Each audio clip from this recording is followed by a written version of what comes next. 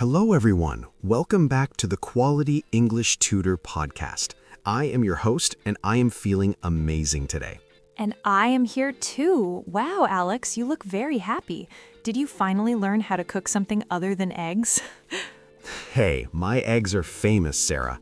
But no, I am happy because today we are solving a giant problem for English learners. It is the brain traffic jam. The brain traffic jam? I like that name. You mean when people try to speak, but their thoughts are stuck in the middle? Exactly. Many of our listeners struggle with thinking in English. They think in their native language first, then they try to translate every single word in their head. Oh, I know that feeling so well. It's like trying to run a race, but you're carrying a very heavy suitcase in each hand. One suitcase is your native language, and the other is the translation. It slows you down so much. Exactly. By the time you find the right English words in your head, the conversation is already finished. The other person is waiting, and you feel nervous. It's frustrating, right?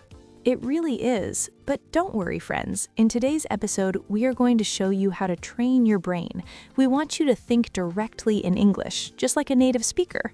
And trust me, once you start thinking in English, everything becomes easier. Speaking becomes faster, listening becomes clearer, and even writing feels like a simple task. So if you want to stop being a human translator and start being a fluent speaker, stay with us. We have some powerful, simple, and funny techniques to share. Alex, are you ready to dive in? I am born ready. Let's start this journey right now.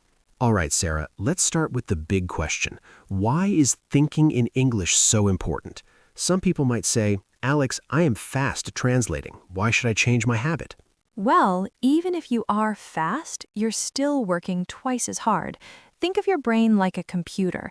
Translation is like having 50 windows open at the same time. The computer gets hot, it gets loud, and then it stops working or crashes. My brain definitely feels like an old computer sometimes. But you're right. When you think in English, you close all those extra windows. You only run one program, and that program is English. Exactly. And translation often leads to mistakes. Every language has its own logic or its own special rules. If you translate word for word, it often sounds very strange or funny in English. Oh, I have a great example. Yesterday, a student wanted to say he was 25 years old. In his language, they use the word have for age. So he said, Alex, I have 25 years. I asked him, where are the years? Are they in your pocket? Poor student.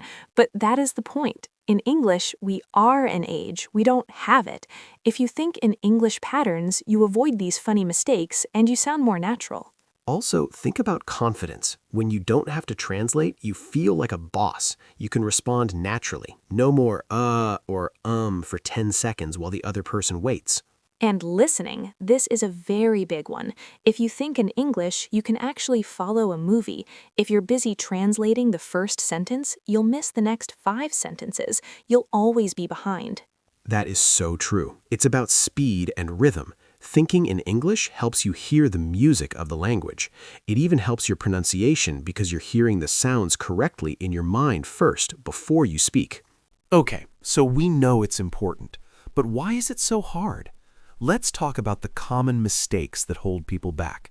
Sarah, what is mistake number 1 in your opinion? The biggest mistake is the dictionary addiction. Some learners cannot walk 2 steps without a translation app. Every time they hear a new word, they stop the whole world to find the translation in their own language. Stop the madness. Seriously, your brain becomes lazy. It knows it doesn't have to work hard because the phone will do the work. It's like using a lift instead of the stairs every day.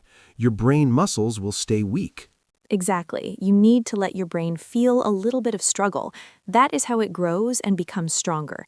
Mistake number 2 is what I call the grammar jail. The grammar jail? That sounds like a very scary place to be. It is. It's when you are so afraid of making a mistake that you don't speak at all. You're checking every rule in your head. Is it go or went? Is it or the? By the time you decide, the person you were talking to has already gone home. It's true. Friends, I'm a native speaker, and sometimes I make mistakes when I'm talking fast or when I'm excited. It is okay. The goal is to share a message, not to be a perfect grammar book. And mistake number 3 is the native language bubble. If you spend all day speaking, listening, and thinking in your native language and only use English for 10 minutes, your brain will never switch its mode. Right. Your brain thinks English is just a small hobby, like collecting stamps. You have to show your brain that English is your new home. You need to invite English into your daily life. It needs to be around you all the time. All right, let's get to the good stuff. How do we actually do it? Let's give them the 6-step workout. Sarah, what is step 1? Step 1, name things around you. This is so simple, even Alex can do it. Hey, I am very good at naming things, thank you. But seriously, look around your room right now. Point at objects and say the English name. Bed, chair, window, phone, table, cup. And as you get better, add a small detail. Don't just say cup, say blue cup or my coffee cup.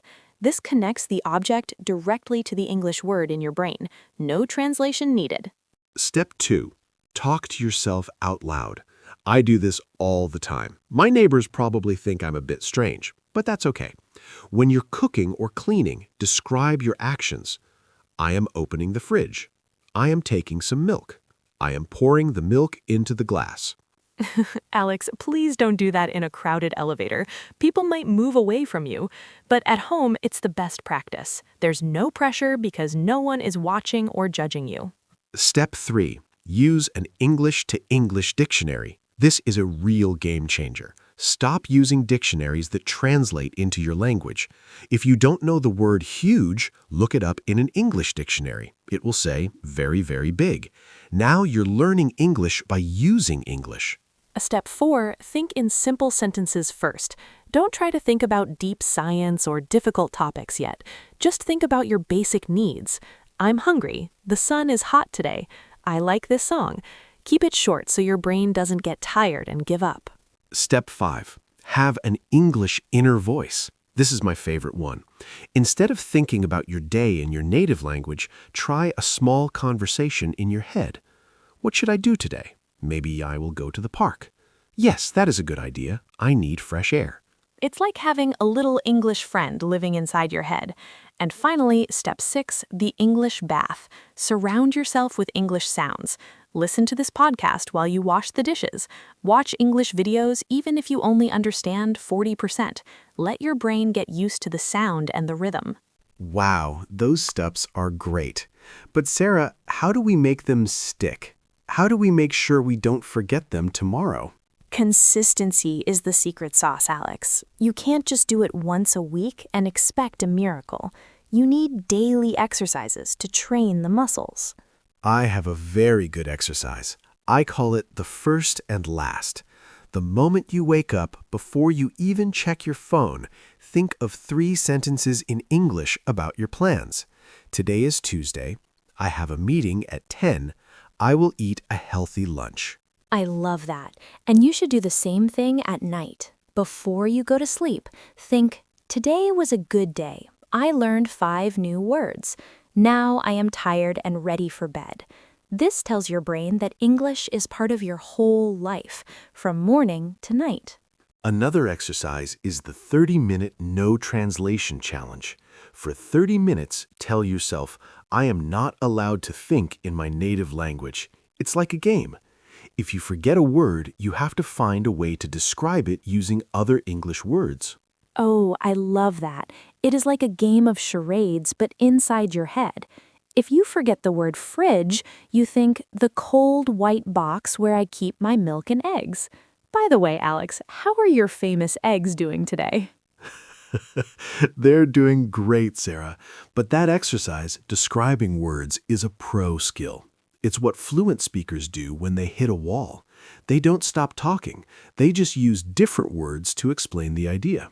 And finally, keep a tiny English journal. Not a big, scary book, just a small notebook. Write 2 or 3 simple sentences every day. I felt happy today because I practiced my English. It makes your thoughts feel more real and important. Now, let's be very honest with our friends. Is this journey easy? No. Will you feel tired sometimes? Yes, absolutely. It is a journey of small steps, Alex. On some days, your brain will feel like it's full of heavy clouds.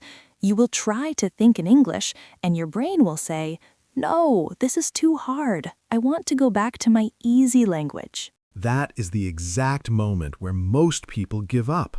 But that is also the moment where you should keep going. Think of your brain like a muscle at the gym. When you lift weights, your muscles hurt on the first day. That pain means they are growing and getting stronger. Exactly. Don't be afraid of the struggle. It means you are learning.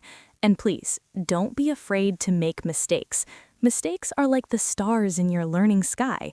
They show you where you are and where you need to go. Wow, Sarah, that was very poetic, but it's 100% true. Every time you think one small sentence in English, you are winning a battle. Even if it is just, "the sky is blue," that is a victory because you did it in English. We believe in you. We really do. You have the power to change how your brain works.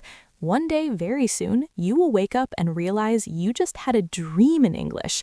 And when that happens, Alex, they will know they have finally arrived. That is the best feeling in the world. I remember my first dream in a new language. It was amazing. You can do this too, friends. Just don't stop. We are almost at the end of our episode today, but before we go, we have an important request for our amazing listeners. Yes, if you are still listening to us right now, it means you are truly serious about your English journey. You are the kind of student we love to help. So, if you found these tips helpful, hit that subscribe button right now. Join our Quality English Tutor family. When you subscribe, you won't miss any of our weekly lessons, and it really helps us continue to create these episodes for you. And don't forget to click that like button. It's just one small click for you, but it brings a big smile to our faces. Also, we want to hear your voice.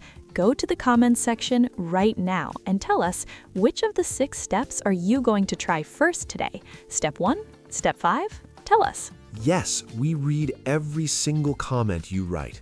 We want to see your progress and celebrate your victories. Share this video with a friend who is also struggling with translation. Let's help everyone think in English. Thank you so much for spending your precious time with us today.